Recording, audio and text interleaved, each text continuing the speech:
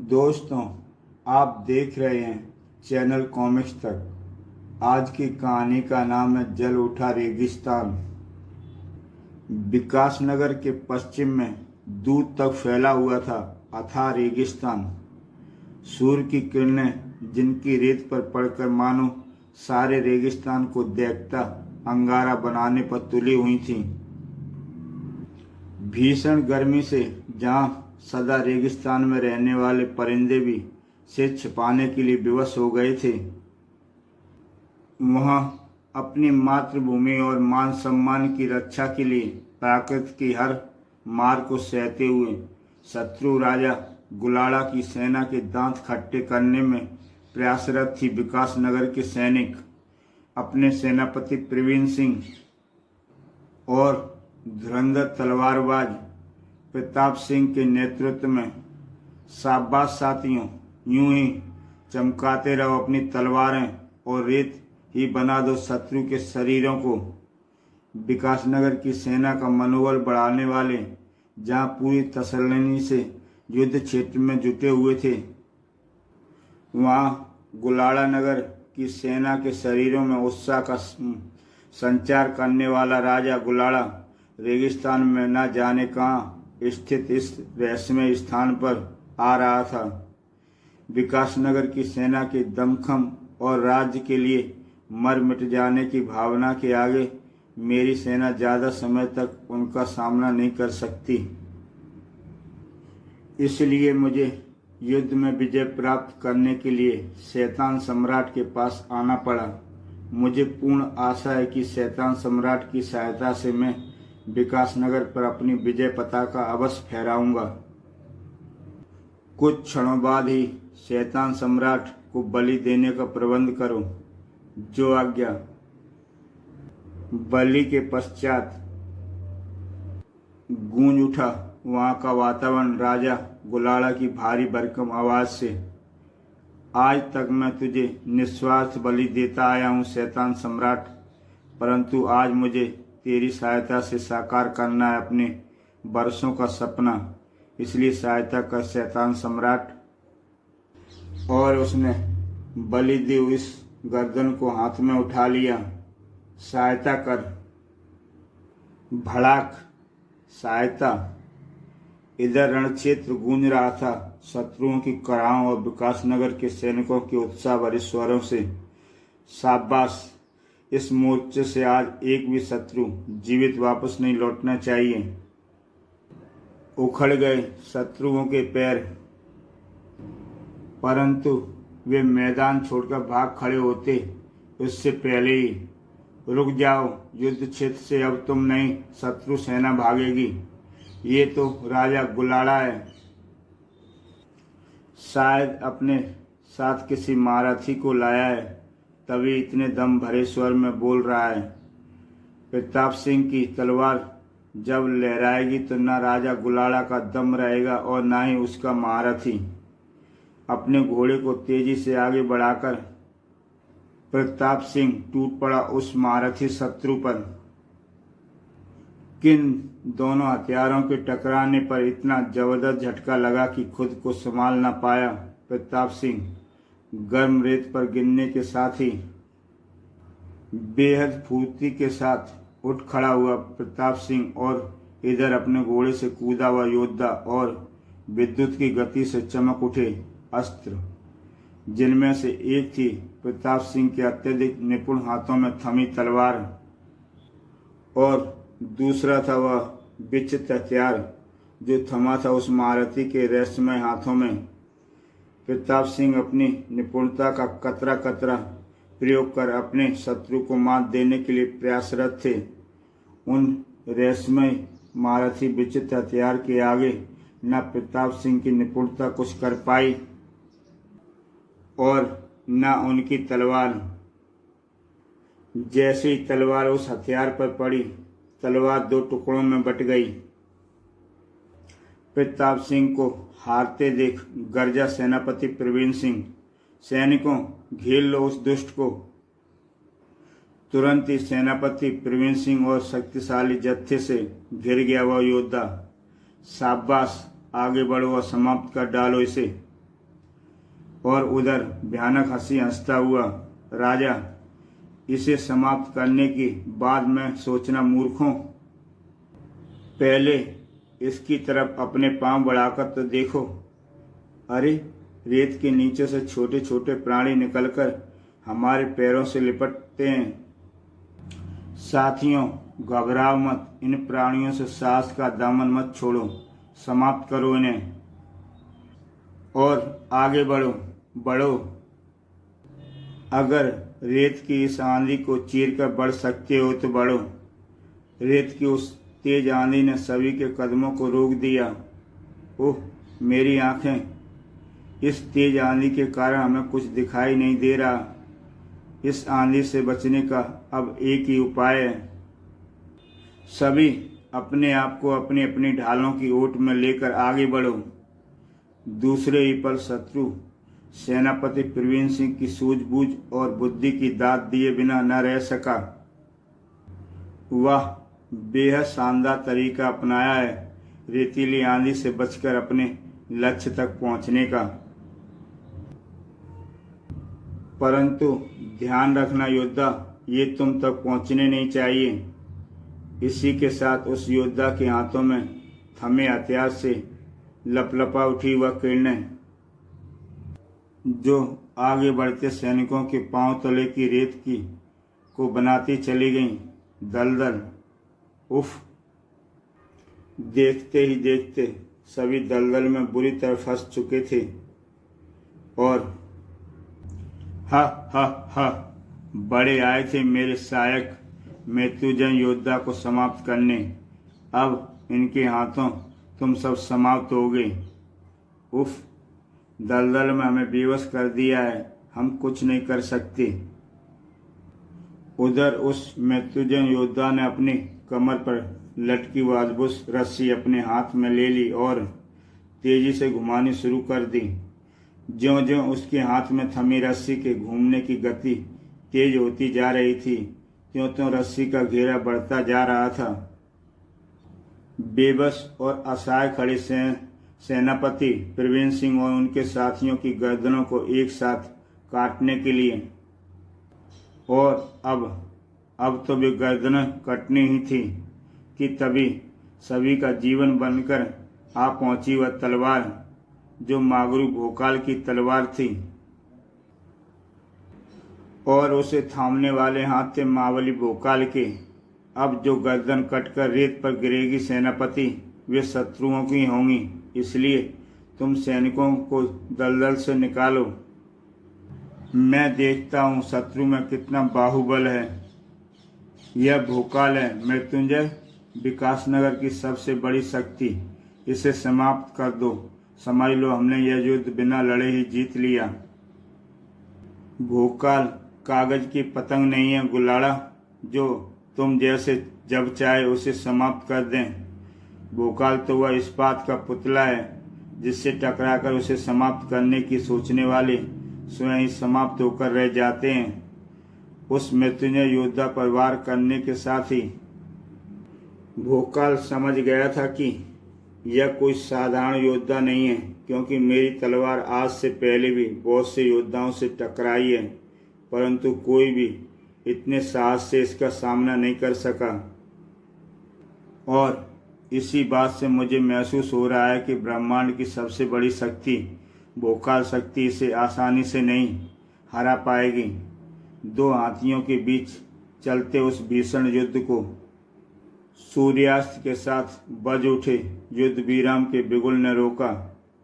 बच गया भोकाल, तेरा भाग्य अच्छा था जो तू बच गया भोकाल। सूर्यास्त को धन्यवाद दे और वापस राजधानी लौट जा, क्योंकि अगर तू कल मेरे मृत्युंजय योद्धा के सामने आया तो बच नहीं सकेगा। कौन बचेगा कौन नहीं, इसका निर्णय कल का सूर्यास्त करेगा गुलाड़ा। फिर भोकाल सैनिकों के साथ शिविर में लौट आया। युद्ध क्षेत्र में लगा रात्रि शिविर, जहाँ सैनिक विश्राम करते हैं, खुद जख्मों की पीड़ा से कराते हुए और कुछ अगले दिन के युद्ध की रणनीति बनाते हुए। परंतु कुछ सैनिक ऐसे भी होते हैं जिन्हें कई कई दिनों तक बिना विश्राम किए अपने कर्तव्य का पालन करते का प्रशिक्षण दिया जाता है, क्योंकि उन्हें करनी होती है युद्ध सामग्री, रसद और पानी की सुरक्षा। जरा सी आहट पर ही सतर्क हो उठते हैं ऐसे सैनिक। यह तो गेहूं की बोरी के कटने की आवाज़ है। किसने फाड़ी बोरी? आओ देखते हैं।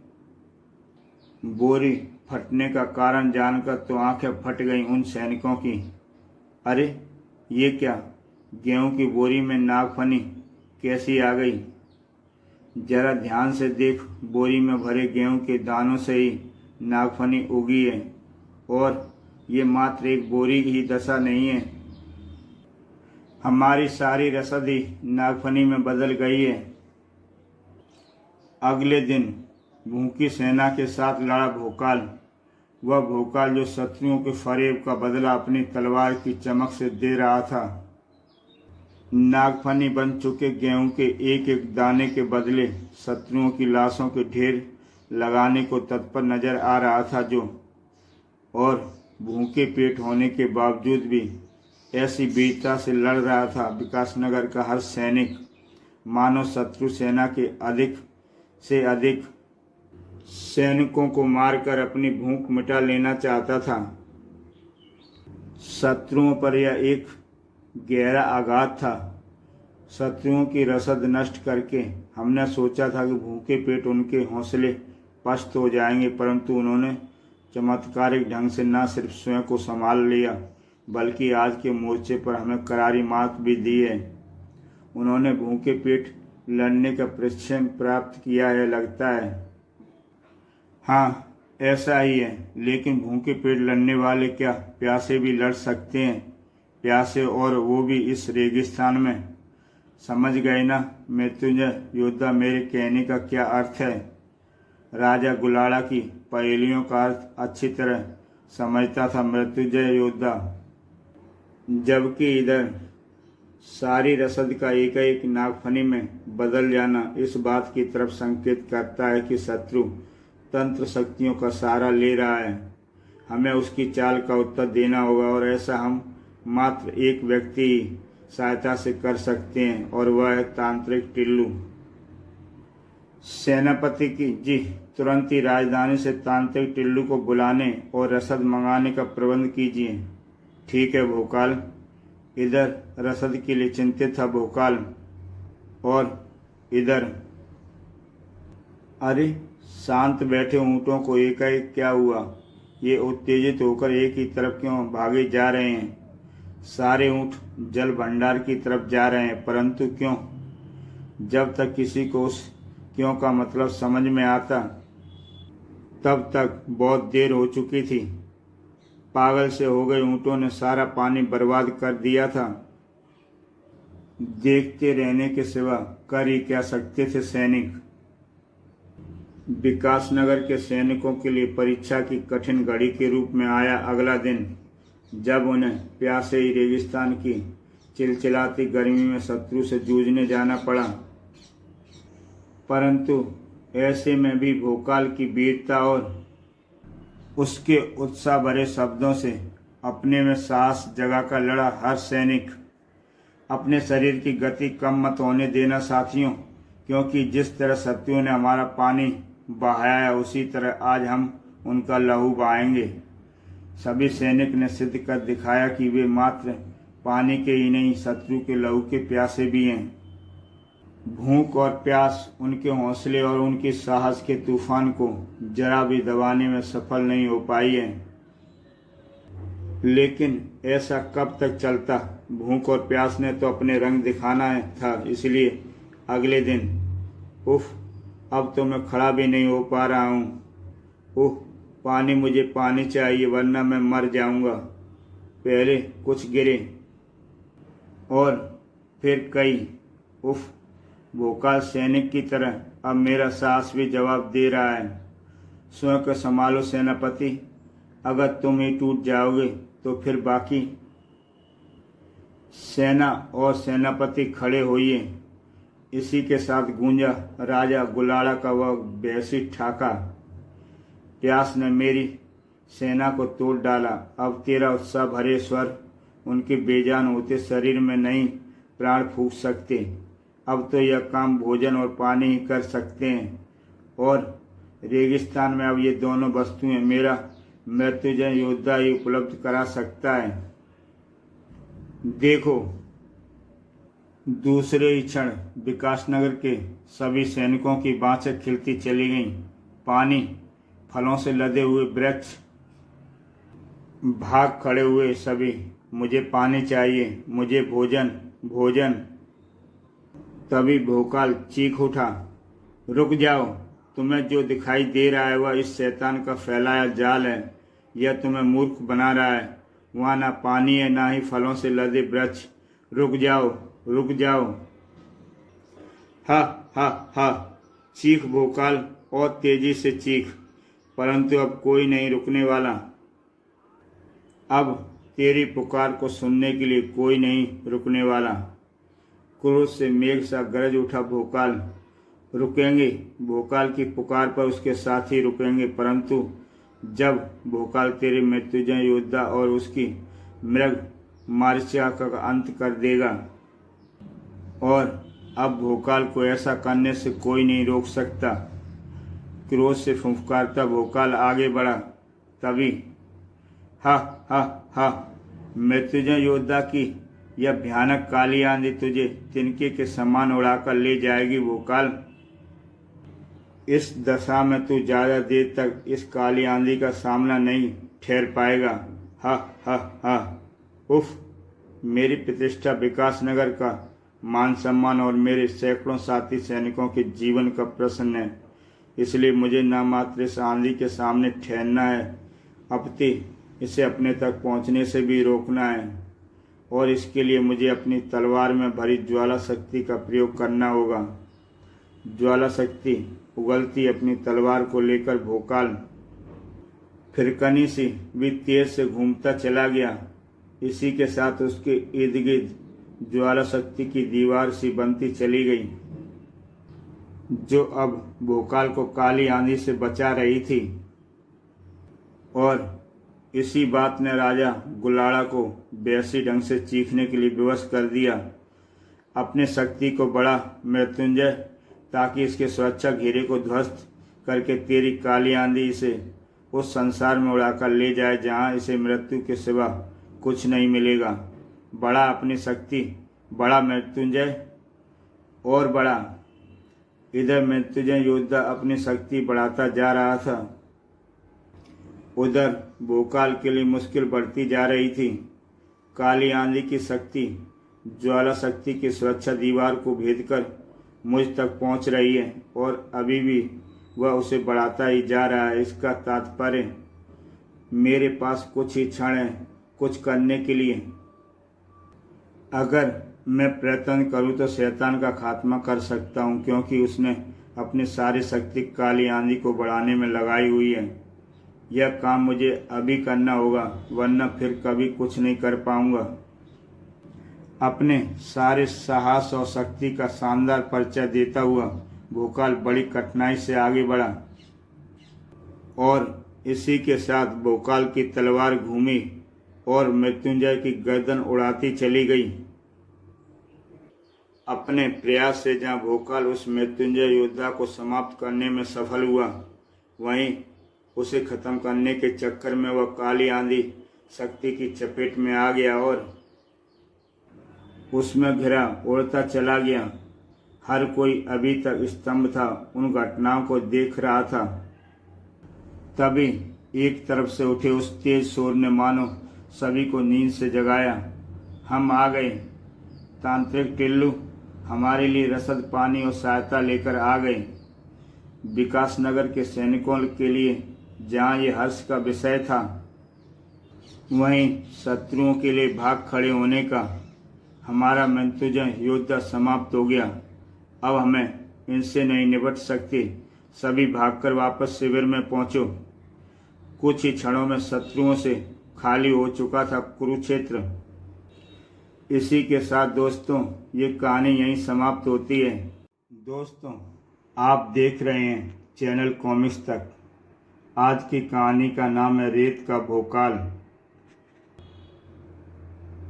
मनुष्य दो तरह के होते हैं। एक वो जो परिस्थितियां और संकट को देखकर इस तरह भयभीत हो उठते हैं कि प्राण तक गंवा बैठते हैं। दूसरे वो जो कि विपरीत परिस्थितियों और भयानक से भयानक संकट के सामने उनका मुकाबला करने के लिए पर्वत की भांति अडिग खड़े रहते हैं, भोकाल की तरह, जिसके शरीर में भरी सतर्कता और फुर्ती चीते की और कटोरियों में घूमती पुतलियां बाज की तेज निगाहों को मात कर रही थीं। लेकिन फिर भी भोकाल को उस रहस्यमय स्थान पर दूर दूर तक नजर आ रही थी रेत और रेत। लेकिन भोकाल क्या जानता था कि इसी रेत के नीचे दफन है उस पर टूटने वाली भयानक संकट। रेत के नीचे से निकल आए ये घुड़सवार।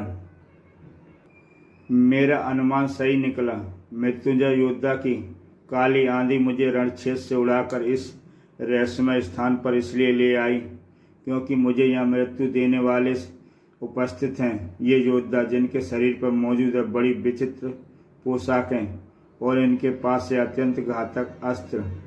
ऐसी पोशाकें और अस्त्र तो आजकल संग्रहालय में ही दिखाई देते हैं। फिर दोस्तों, भोकाल अचानक इन योद्धाओं के बीच कैसे आ फंसा हुआ, यह सब जानने के लिए YouTube चैनल कॉमिक्स तक में जाके इसका पिछला भाग जल उठा रेगिस्तान आप देख सकते हैं। अब आगे। अचानक बुरी तरह चौंका भोकाल। मैंने विकासनगर के इतिहास की पुस्तकों में पढ़ा है कि इस तरह की पोशाकें और अस्त्रों वाले योद्धा सैकड़ों वर्षों पूर्व रेगिस्तान में हुई लड़ाई में मर खप गए थे। और अगर ये वही योद्धा हैं तो मैं इनको एक ही नाम दूंगा, प्रेत योद्धा। और फिर भोकाल उन प्रेत योद्धाओं पर टूट पड़ा। भोकाल जानता है कि उनके हमलावर प्रेत योद्धा हैं, लेकिन प्रेत योद्धा नहीं जानते थे उनके सामने है भोकाल, महाबली भोकाल, वर्तमान युग का सबसे महान योद्धा, पराक्रमी भोकाल, जो अपने प्रतिद्वंदियों के लहू से रेत को रंग डालने को तत्पर था। लेकिन ऐसा तब होता है अगर भोकाल के प्रतिद्वंदी हाड़ मांस के मनुष्य होते। ओह, यह क्या! मृत्युंजय योद्धा की भांति ही ये पोशाक और उनके अश्व भी मात्र पोशाकें हैं, लेकिन ऐसी पोशाकें जो एक बार फिर जुड़कर खड़े हो रहे हैं और मुझ पर आक्रमण करने के लिए मेरी तरफ बढ़ रहे हैं। यह सब राजा गुलाड़ा की तंत्र शक्ति का चमत्कार है, जिसके प्रभाव से पोशाकें योद्धाओं की तरह जीवित होकर लड़ती हैं। इस तरह तो मैं उनसे सारे जीवन लड़ता रहूँगा। अगर मुझे इन्हें स्थायी रूप से समाप्त करना है तो उसके लिए यह साधारण ढाल व तलवार फेंककर मुझे बनना होगा। भोकाल। मंत्र बोलते ही महाबली भोकाल शक्ति आ गई उसमें। अब उसके हाथ में थी चमत्कारी तलवार और पीठ पर चमत्कारी ढाल। इसी के साथ भोकाल के चेहरे पर भय का सागर लहरा उठा। उफ, नहीं, ये मुझे क्या हो रहा है। ठीक उसी क्षण, बस बलि देना बंद कर गुलाड़ा, तू जा, और चाहता है हमारी शक्ति ने वह कर डाला। अपने महागुरु का नाम बोलने के साथ इस बार भोकाल बन गया है रेत का भोकाल, जो कुछ ही देर में रेत के ढेर की तरह ढह जाएगा। प्रसन्नता की अधिकता से सूर्य की भांति दमकने लगा था राजा गुलाड़ा का चेहरा। धन्यवाद शैतान सम्राट, धन्यवाद। भोकाल को रेत का भोकाल बनाकर आपने मुझ पर बड़ा उपकार किया है। अब मैं विकासनगर को चुटकियों में तो जीतूंगा ही, साथ ही भोकाल की पूरी तरह रेत में मिलने के बाद उसकी चमत्कारी तलवार व ढाल प्राप्त करूंगा। और इसके लिए मुझे शीघ्र ही पहुंचना होगा वहां जहां धीरे धीरे रेत के ढेर में बदलता जा रहा था भोकाल। उफ, ये क्या रहस्य है। मेरा सारा शरीर रेत में बदल गया है, जो सैन सैन गिरकर रेत में मिलता जा रहा है। कुछ देर में ही मैं पूरी तरह रेत में मिल जाऊंगा, परंतु ये कुछ क्षण में बदल जाएंगे अगर कोई भी प्रेत योद्धा मुझ पर वार करने में सफल हो गया। इसलिए सबसे पहले मुझे उन्हें समाप्त करना होगा। अपने ज्वाला शक्ति के से प्रेत योद्धाओं से स्वयं को बचाने में सफल हुआ भोकाल स्वयं को तो रेत में मिलने से न बचा सका, दूर तक फैले रेगिस्तान का हिस्सा बनकर रह गया था एक महाबली का शरीर, और यह उसके शत्रुओं के लिए अत्यंत हर्ष का विषय था। हा हा हा, रेत में मिलकर समाप्त हुआ भोकाल। अब मेरा सपना पूरा करने से कोई नहीं रोक सकता, क्योंकि अब मैं मात्र अपनी तंत्र शक्तियों का ही नहीं, भोकाल की चमत्कारी ढाल और तलवार का भी स्वामी हूँ। अरे ये क्या, तलवार और ढाल एकाएक कहाँ गायब हो गई। ठीक तभी वहाँ लहराया हुआ तेज हवा का झोंका जो अपने साथ ले उड़ा रेगिस्तान के विशाल सीने पर पड़े रेत के उस छोटे से ढेर को। सब कुछ देखते राजा गुलाड़ा की समझ में कुछ न आया तो ढाल और तलवार में ना पा सका। मुझे इसका दुख नहीं, लेकिन विकासनगर अवश्य हासिल करके रहूँगा, और इसके लिए मुझे रण क्षेत्र में पहुंचकर विकासनगर की उस सेना को मौत के घाट उतारने का उपाय करना है, जो मेरे और विकासनगर के बीच सबसे बड़ी अड़चन है। कुछ ही देर बाद विकासनगर के शिविर का जर्रा जर्रा राजा गुलाड़ा की गर्व भरी आवाज़ से गूंज उठा। विकासनगर वालों सुनो, मैंने तुम्हारे मावली भोकाल को रेत में बदलकर सदा के लिए समाप्त कर दिया। अब वह तुम्हारी सहायता को नहीं आएगा, इसलिए मैं तुम्हें शांति से हथियार डालने की सलाह देता हूँ। हथियार डाल दो, अन्यथा बिना मौत मारे जाओगे। जिसने भोकाल को समाप्त कर दिया उसके सामने हमारी क्या बिसात है, उसकी बात मान लेनी चाहिए। हाँ नहीं दोस्त, गुलाड़ा की बातों से जो भय तुम्हारे अंदर घर कर गया है उसे निकाल फेंको। वह झूठ बोल रहा है, उसे जैसे भोकाल को समाप्त कर ही नहीं सकते। भोकाल अभी जीवित है। अगर ऐसा है, कहाँ है भोकाल? उस सैनिक ने किया हुआ महत्वपूर्ण प्रश्न जो विकासनगर के हर सैनिक के मस्तिष्क में तूफान मचाए हुए था। कहाँ है भोकाल? सचमुच कहाँ है भोकाल? कहाँ हूँ मैं? मित्र के पास एकदम सुरक्षित। मित्र? टिल्लू, तुम यहाँ कैसे? और मैं यहाँ इस रूप में कैसे हूँ? मेरा सारा शरीर तो रेत बनकर बिखर गया था। मैं तुम्हारे हर प्रश्न का उत्तर देता हूँ। संदेशवाहक के हाथों तुमने जो बुलावा मुझे भेजा था उसे पाकर मैं तुरंत ही रसद और पानी लेकर रण क्षेत्र में पहुंचा। सत्यता जानने के लिए आप चैनल कॉमिक्स तक में जाके इसका पिछला भाग जल उठा रेगिस्तान देख सकते हैं, जहाँ तुम्हें गायब देखकर मैं अपने तंत्र शक्ति से तुम्हारा पता जानने में जुट गया। काली आंधी के कारण मुझे अत्यंत तंत्र श्रम करना पड़ा, परंतु अंत मैंने तुम्हारा पता लगा ही लिया। परंतु जब तक मैं तुम तक पहुंचता, शैतानी शक्ति ने तुम्हें रेत में बदल डाला था। तब मैंने अपनी शक्ति से तेज हवा उत्पन्न की और तुम्हारे रेत रूपी शरीर को वहां से उड़ाकर मेरे पास ले आई। फिर मैं अपनी समस्त तांत्रिक विद्या के साथ तुम्हें सामान्य रूप में लाने के लिए जुट गया। मेरी शक्ति के लिए नाको चने चबाने जैसे कार्य था ये, परंतु तांत्रिक टिल्लू जो ठान ले वह हर हाल में सफल होता है।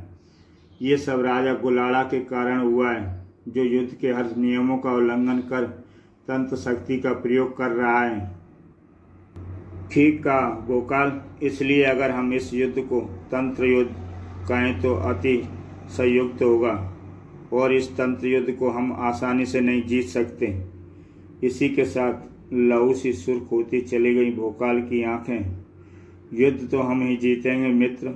महागुरु की शक्ति के बल पर गुलाड़ा की हर तंत्र शक्ति को छिन्न भिन्न कर डालूंगा।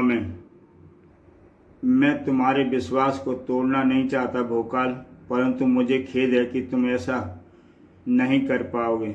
भूलकर भी अब कभी अपने महागुरु भोकाल का नाम पुकार कर भोकाल शक्ति प्राप्त करने का प्रयास मत करना, क्योंकि भोकाल बोलते ही तुम्हारा शरीर फिर रेत के ढेर में बदल जाएगा। और अब अगर ऐसा हो गया तो मैं ही क्या, कोई भी तुम्हें वापस सामान्य रूप में नहीं ला पाएगा। ये तुम क्या कह रहे हो मित्र? सत्य यही है मित्र, जब तक उसका कोई हल नहीं मिल जाता तुम्हें इस सत्य का सामना करना ही होगा।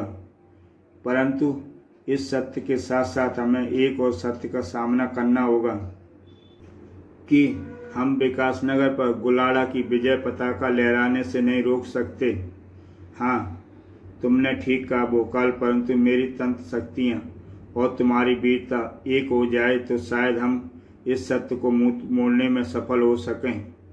और अब हमें यह युद्ध वहाँ लड़ना होगा जहाँ राजा गुलाड़ा को शैतानी तंत्र शक्तियाँ देने वाला स्रोत है, और उसे ढूंढने के लिए हमें रेगिस्तान के चप्पे चप्पे की खाक छालनी होगी। आओ इसी बीच इस रण क्षेत्र में हा हा हा पराजय स्वीकार कर लो मूर्खों। अब तक शरीर में एक भी सांस और लहू एक भी कतरा बाकी है। हम पराजय स्वीकार नहीं करेंगे। आक्रमण। भरपूर रसद और पानी मिल जाने के कारण विकासनगर के सैनिकों में जो नए उत्साह का संचार हुआ वो उनके आक्रमण से स्पष्ट नजर आ रहा था। लेकिन उनके नए उत्साह का मुकाबला करने के लिए शत्रुओं के पास भी एक नई तंत्र शक्ति, शत्रुओं के शरीर के कटे अंग वापस जुड़ने जा रहे हैं, और हम जो गहरे घाव दे रहे हैं वे तत्काल भरते जा रहे हैं। शैतान सम्राट से राजा गुलाड़ा को मिली तंत्र शक्ति का चमत्कार था ये, जो विकासनगर की सेना और उनके मनोबल पर भारी पड़ता जा रहा था। इसकी गर्दन उड़ाने का क्या लाभ, ये तो कटने के बाद फिर जुड़ जाएगी। शत्रु सैनिक उतने के उतने ही, जबकि हमारी संख्या तेजी से कम होती जा रही है। अगर पहले ही पराजय मान लेते तो ये तुम्हारे लहू से स्नान न करते ये रेगिस्तान। ठीक उसी समय रेगिस्तान के इस कोने में मेरी तंत्र शक्तियाँ संकेत दे रही हैं भोकाल कि जिसकी हमें तलाश है यह स्थान वही है। आओ आगे बढ़ें। और दोनों तेजी से उस स्थान की ओर बढ़ रहे थे। सावधानी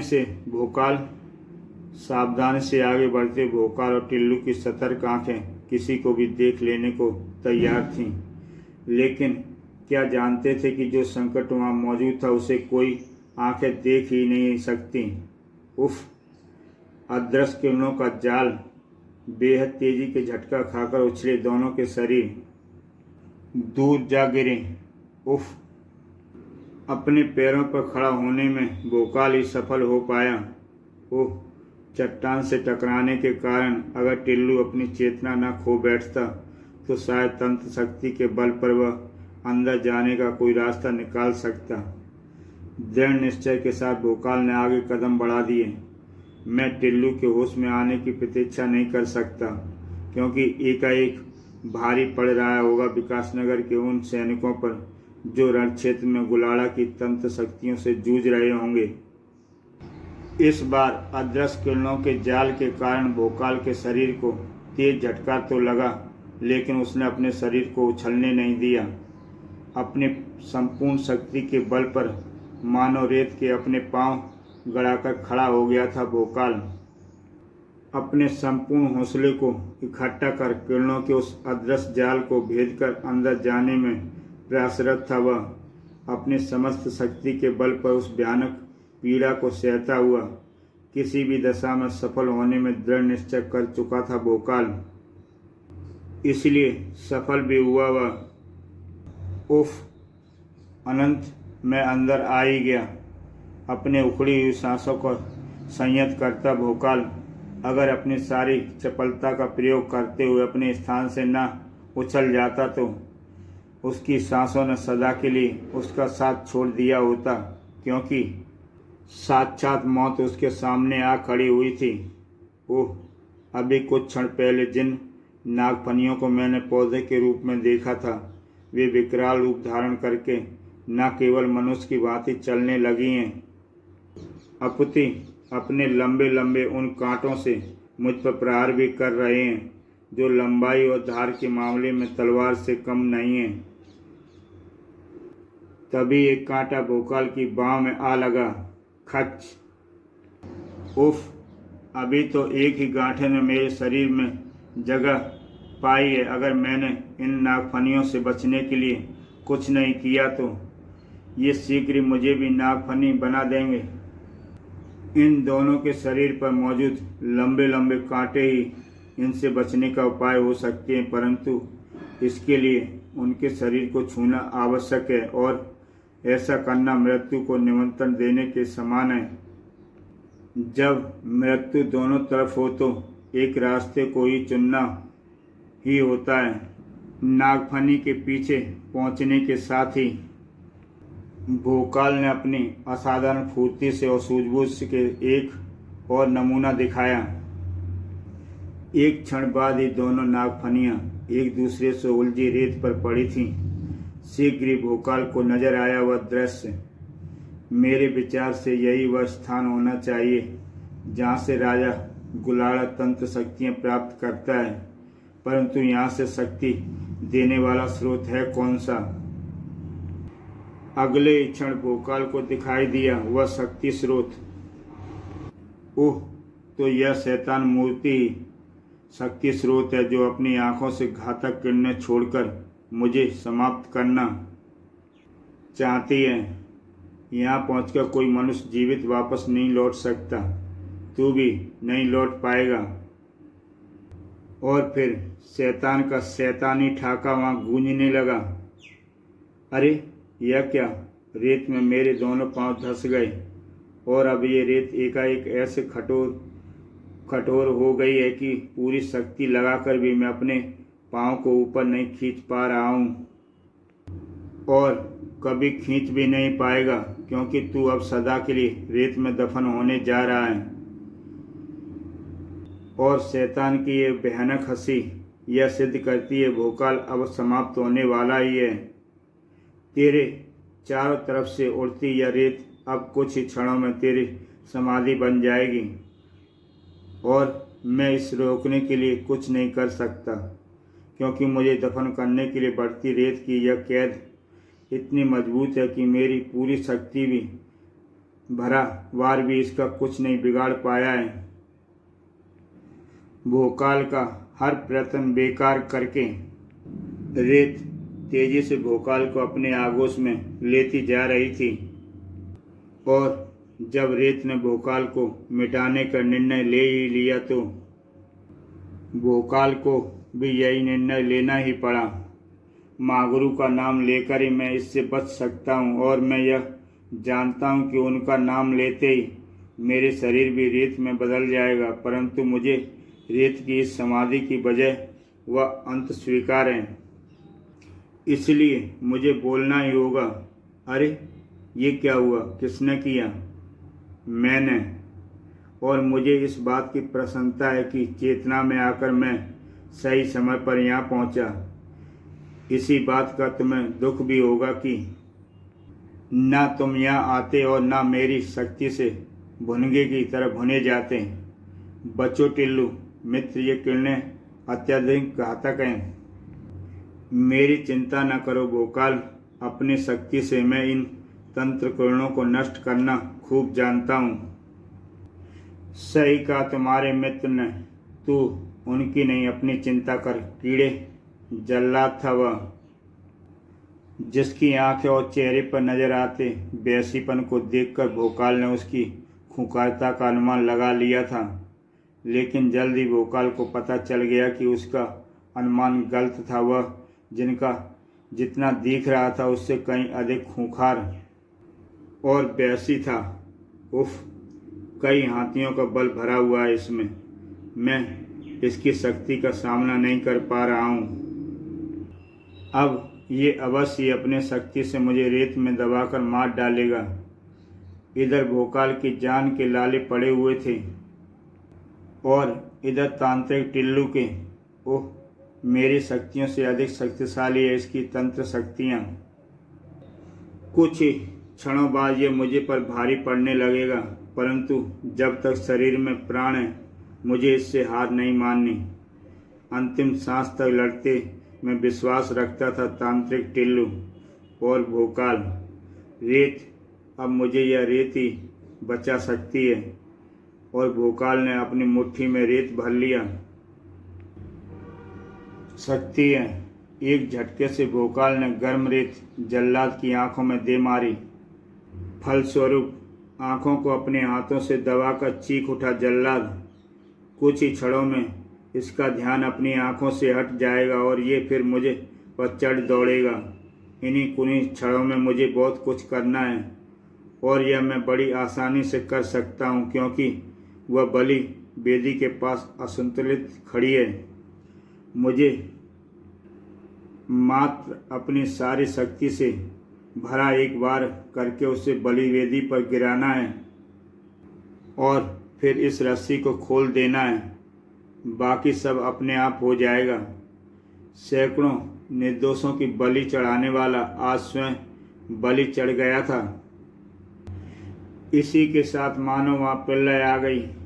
पहले शैतान सम्राट की प्रतिमा और फिर तबाह होता चला गया उसका साम्राज्य। यहाँ जैसे ही कुछ रण क्षेत्र में भी घट रहा था। जिन शत्रु सैनिकों के शरीर अंग पहले जुड़ गए थे वे एकाएक अपने आप टूटकर गिरने लगे। साथ ही खुल गए वे सभी घाव भी जो पहले रहस्यमय ढंग से भर गए थे। उफ, शैतान सम्राट का तंत्रजाल नष्ट हो गया, परंतु ऐसा तभी हो सकता है जब स्वयं शैतान सम्राट नष्ट हो जाएं। ओह, ये सब कैसे हो गया? यह प्रश्न राजा गुलाड़ा को भी नहीं, भोकाल और तांत्रिक टिल्लू को भी परेशान किए हुए था। ये सब कैसे हो गया मैं बताती हूँ। शैतान सम्राट मात्र युवा स्त्रियों की बलि स्वीकार करता था। आज उसके हाथों एक पुरुष की बलि चढ़ गया। इसी बात ने शैतान सम्राट को रुष्ट कर दिया और उसने तंत्र जाल के साथ साथ सब कुछ नष्ट कर दिया। यहाँ के विनाश का रणभूमि में क्या प्रभाव पड़ा है, हमें यह देखने के लिए तुरंत ही रणभूमि की तरफ रवाना हो जाना चाहिए। रणभूमि अब रणभूमि नहीं रही, क्योंकि रण समाप्त हो चुका था, जिसके विजेता निसंदेह विकासनगर के जाबाज सैनिक थे। इसी के साथ दोस्तों ये कहानी समाप्त होती है। कहानी अच्छी लगी हो तो एक लाइक ज़रूर करें और देखते रहें चैनल कॉमिक्स तक, एक से बढ़कर एक बेहतरीन कहानियाँ।